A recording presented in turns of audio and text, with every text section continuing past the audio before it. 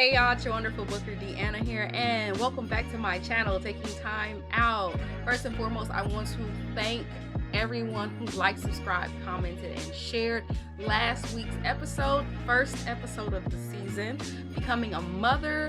All of your feedback and support was noticed, appreciated, and it is being reciprocated. Thank you, thank you, thank you. I cannot thank you enough, but we are going to jump right into this week's topic. And it is entitled, I Am Enough, Self-Esteem and the Body Positive Movement. Let's jump right into it. Confession time, you guys. So this week's episode was definitely inspired by an event that I'm going to be a part of next Saturday, February 22nd, 2020, from 5 p.m. to 10 p.m. at 120 East Market Street in downtown Indianapolis, hosted by Faces of Our Souls, curated by Alexandria. Faces of Our Souls, a body positive women's empowerment event. I want to call it a series because this is definitely something that's coming back. This is definitely something that's going to impact the community. It's definitely something that everyone should be a part of. I definitely support this. I was a part of it last year, or should I say I was there last year as a spectator, and this year I'm a part of the panel. Do you see how things change? Every day is an opportunity to be better, to do better, and to expand your horizons. So I am a panelist on the Faces of Our Soul Women's Body Positive event, and I'm also going to be modeling some fire fashion by some hard-working Black women out here in this industry. Make sure you go over to Eventbrite if you have not already and purchase your tickets. The link will be in the description down below. Join me next Saturday once again at 120 East Market Street in downtown Indianapolis, hosted by Faces of Our Souls, curated by Alexandria. If you're in the area, you have nothing better to do, and you want to feel the positive energy flowing from every single person on the property, make sure you take the time and go over to Eventbrite, click the link down below, and get your tickets. Next Saturday is going to be lit. Oh, all right, so we're going to start off with the definition of self-esteem. So what I gather, or my take on it, is self-esteem is basically the confidence or trust you have in your own worth and or abilities. You can also pair with self-confidence, dignity, and self-respect. Now, the reason I chose this, outside of the fact that I am going to be a part of a body positive event next week on February 22nd, 2020, from 5 p.m. to 10 p.m. at the Fury Art Gallery, 120 East Market Street, Suite 500, downtown Indianapolis, hosted by Faces of Our Souls, curated by Alexandria. Shameless plug there. But also because I am on, and I don't really want to get too much into it, but I am on a health and fitness journey, because it's always an uphill battle for me. But I'm not doing it because I become self-conscious about my appearance. Let's just put that on the table. Not that at all. But because it's given me an opportunity to reflect on where I was in the past versus where I am in the present. So, like I was saying, outside of the body positive event, I was also inspired by a lot of the childhood issues that I had growing up in the past. And, you know, Friday was Valentine's Day. I was single yet again. And it always gives me an opportunity to, you know, put my own personal life into perspective. And, you know, of course, the direction that it's heading. Whew, this is a lot. Like, it's a deep topic. It's something that everyone, not just women, but men, children, you know, we all struggle with this. Seeing ourselves in the best light possible. It is a struggle. It is something that you have to learn. It's something that you have to teach yourself. It is a constant journey. So it's important that we talk about things like this, because, you know, I grew up in a house of love. My mom always told me how beautiful I was. She always said I should be a model, and she, you know, wanted to remind me that she saw me in her best light. But me personally, growing up, after I left my first elementary school. From that moment on, I struggled with self-esteem issues, like some deep ones for a long time. And a lot of that stemmed from what I see now as a toxic school environment. Like, I got jonesed on for being dark skinned. I got jonesed on for not being small enough. I got jonesed on for being short. I got jonesed on for having natural hair. And this is all coming from people who look like me. So, a lot of the times I viewed myself as the fat friend. That's what I view myself as, the designated ugly fat friend. And I view myself like that for a while because the people that I was surrounded by, I felt looked a million times better than myself.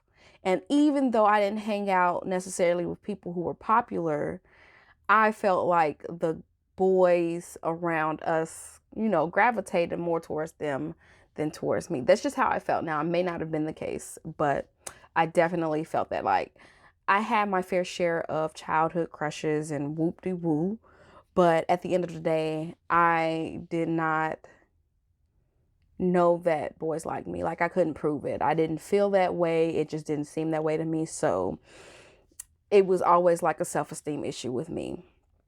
And growing up, I didn't even get my first boyfriend until the 8th grade, and he dumped me twice. So that like stabbed me a little bit more. And it may have been because we were too young in the whole situation and we weren't mature enough to handle it, but that kind of like molded my personal view of myself into a more negative direction. Because even then, like, every time you face rejection at a young age, especially if you're not taught it thoroughly enough, self-acceptance, then it's gonna sting a little bit. So, after that first major rejection, after being dumped by my first boyfriend twice, it kind of like put me in a bad space. But after that, I ain't had no boyfriends. Like, I didn't have no crushes. I didn't have nobody I was out in this world flirting with. It was just like me alone again, while everyone around me was getting in their little cute relationships and walking around hallways holding hands and getting their little presents and stuff like that. And I was just a spectator with my feelings hurt. Everyone around me was, doing their little relationship thing. I was out looking for one. And I didn't find that at all. What I did find was a monster in my closet. And that was the beginning of a very dark headspace. When I was 13, I was raped at gunpoint by a complete stranger on my way home from swim practice. And it was one of the most terrifying moments in my entire life that I've ever had. And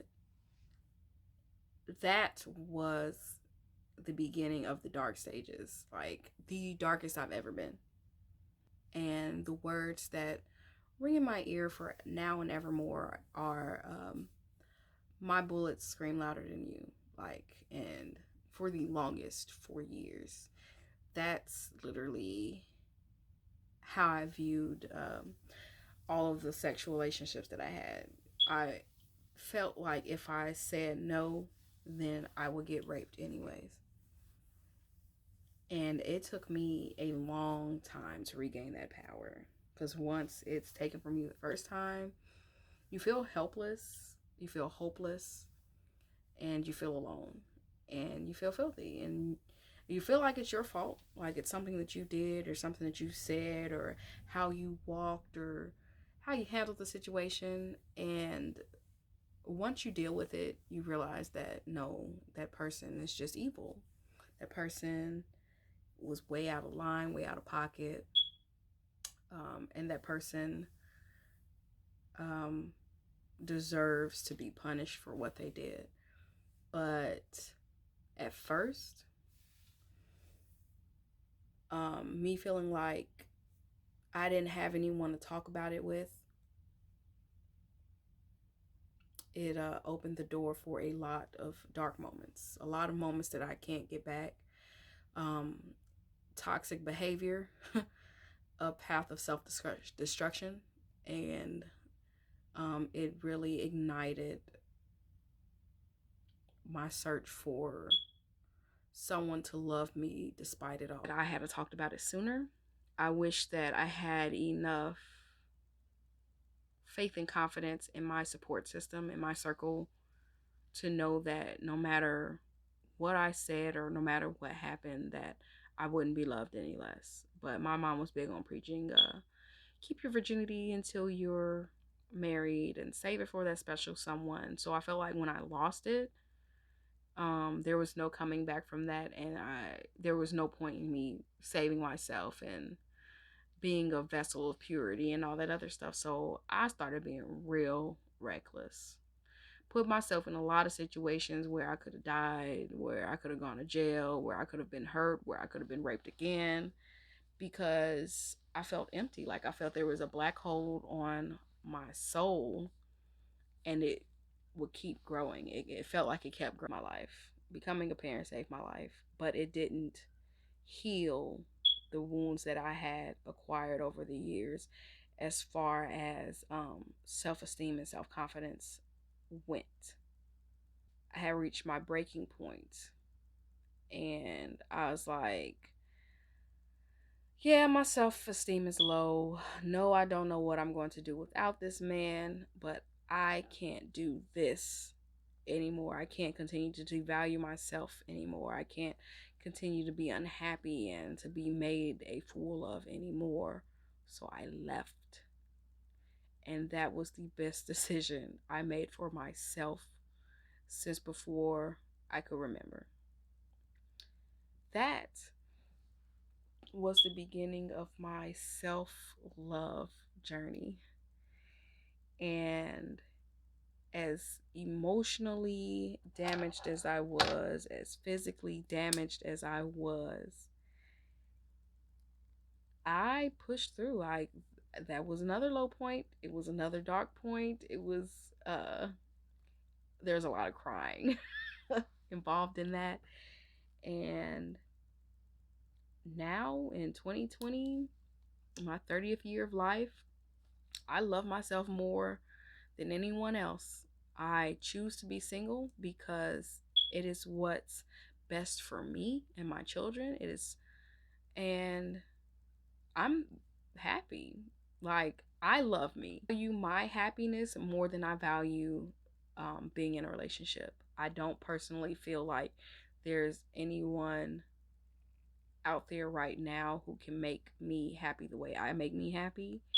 And I am more than willing to accept someone who proves me wrong. But I have yet to meet that work in progress. Like, it's nothing that can be done overnight. You constantly have to water it. You can't just push it off to the side and feel like it's gonna grow. You got to take care of it. You got to harness it. You got to love it. You got to learn, do your research, you know, discover what it's all made of and take care of it above all else. And then you gotta love the journey. You can't start something and not be mentally prepared to handle it. Self-love is not easy. It is a constant adventure. You're not going to love yourself every day, but you can choose to unplug yourself from the things that make you feel less than what you are, so you can get back to loving yourself. Every day is not going to be your best day, and that's okay. Mental breaks are important. Mental health is important. A lot of what goes into loving yourself has a lot to do with focusing on self-love, focusing on mental breaks, focusing on unplugging yourself from the rest of the world and resetting. Rest, R&R, be selfish, self-care, spa days. Do something for you to make you happy outside of everyone else. Um, and then fitting it all in with life. A lot of times you feel like you don't have time to take days to reset, and you don't have time to feel better because there's always something else you have to do. Listen, you could die tomorrow and all that stuff will still be needing to be done tomorrow. Take a day, take two, take the time that you need to be better, because you can't be a positive force in life if you're not a positive person, if you're not doing positive things, if you're not doing positive things in your life to make you feel better. You can't do pass that on to anyone else. That's nothing but spreading virus. Partial lessons or not lessons. One thing that I do, whether I post it or not, is I take a picture of myself every day. I delete most of them, but I take a picture of myself every day smiling, and it's just a helpful reminder that I'm human. It's a reminder that I do need to smile, because, like I said, I don't post every picture that I take, but I smile in a lot of pictures I take. I probably post the ones of me frowning more than the ones of me smiling, because I don't know. I like the smolder, that modeling face. But yeah, the smiles lead me back to happy places. It's nice. I didn't learn to love my hair for what it was or how to do it until I was about 22, 23. I'm 30 now, so it took a long time. My body, I did not learn to love until I started looking back at how I was shaped in my younger years. And I was like, dang, I really wasn't the ugly fat friend. I was pretty gorgeous when I was younger. Like, I was smaller than what I felt. My skin, my melanin was still popping. I had a great personality for what it was worth, but I just don't feel like people valued my worth when I was a kid, and that's okay too. Because as an adult, like, I've changed, I've grown, I've become more confident in myself and my body, regardless of how big I am, like I said. And I just appreciate it. Like, these extra little rolls right here, all right there, it's just soft pillows that somebody could rest their head on a bad day and feel better in the morning, kids included. So I'm a safe space. My body is a safe space, and that's how I learned to um, be confident in my body, regardless. Just wear clothes that accentuate the things that I love the most about myself, so I can share them with the world. And, um, I learned to love myself after I left my daughter's dad, because he won it. And after that, like, working as much as I did and being around as many people as I did, you kind of like take lessons and gemstones from each and every person that you interact with and apply that to your own life. And then you look in the mirror every day and say, what can I do to be a better me? And every day is a reminder that you just try. Just to try. Every day is a reminder to try. And that's how you succeed in your journey of self-love. Trying. Whether it be positive affirmations, whether it be activities that you do that make you happy, picking up hobbies, going to work every day, spending time with people that you love. It's all a part of that self-love journey, and I encourage everyone to do what they can to let yourself know that you love you enough, that you are enough. Take the time to let yourself know. I know I'm shaking my head. Take the time to let yourself know that you are enough. You will always be enough. And if the next person don't realize that you are enough, move on. Be by yourself you don't even have to find someone, because the people who recognize that you are enough, they gonna find you. You never have to search for people who want to be around you, because they're gonna come around and they're gonna stay around. They're not gonna ask you for nothing. They're not gonna ask you for too much. They're going to love and appreciate you for who you are and how you make them feel. And don't ever overextend yourself to people who aren't reciprocating that same energy. Reciprocation is a very powerful thing. Some people are parasites, some people are draining. Recognize the signs and move on. You don't owe anybody anything that they aren't willing to give you. And, just take care of yourself, you guys. That's really the message that I want to transcend across today's episode is take care of yourself, love yourself, appreciate yourself. Because if not you, then who? If not now, then when? Thanks for tuning in to this week's episode of Taking Time Out. It is your wonderful booker, Deanna, here, and see